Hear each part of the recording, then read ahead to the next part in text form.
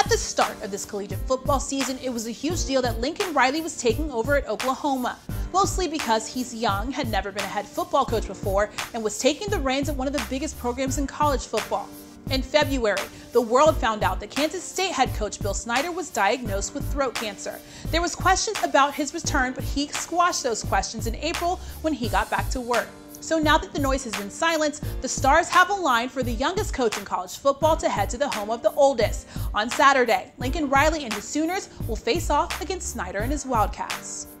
We've heard it since this summer. Now you are now the youngest head coach in FBS. How does your age play with the players on the team? When you hear that, youngest head coach in FBS, what comes to mind, Lincoln? Sometimes you have to battle with, respect because you're a young guy. How does that work? Now at 34, Lincoln Riley is still the youngest coach in college football. He's 2 years younger than the next youngest coach and, wait for it, 44 years younger than Bill Snyder.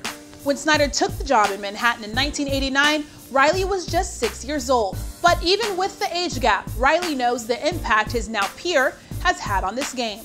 Where do you start? He's amazing. I mean, the job that he did at Kansas State, it's been said many times over, but I don't know if there's ever been a better coaching job. And then just the class he's done it with, the longevity he's had, to leave and then to come back and still have the success, to be able to relate to the players, still the way he does. The handwritten notes throughout the year. I mean, he just does the little things right. He's a mentor, to so many people, even the people he doesn't know. Snyder is 5 years older than the next oldest coach, so just as Riley said, his influence on those younger than him spreads wide. People always ask me, how long are you going to coach? When are you going to stop doing this? You're 500 years old. When are you going to give this up? And I've always said the same thing.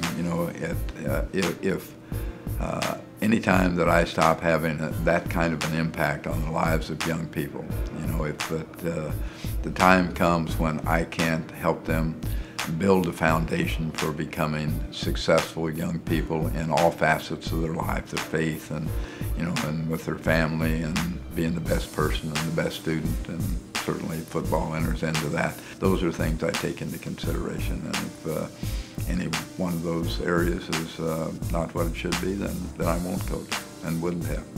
Now, going back to those handwritten notes that Coach Riley mentioned, Baker Mayfield has been one of the lucky recipients, as he told reporters earlier this week. I have so much respect for Coach Snyder.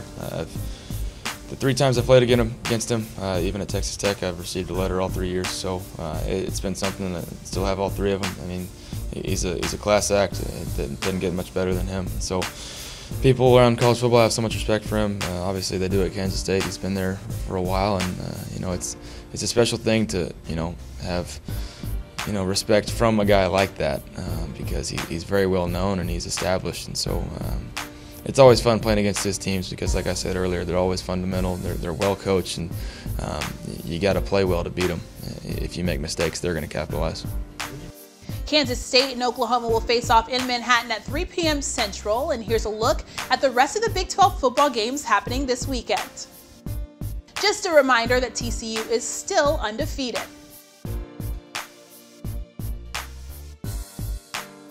So there's plenty of football to watch, and we'll let you get to it and see you right back here next week.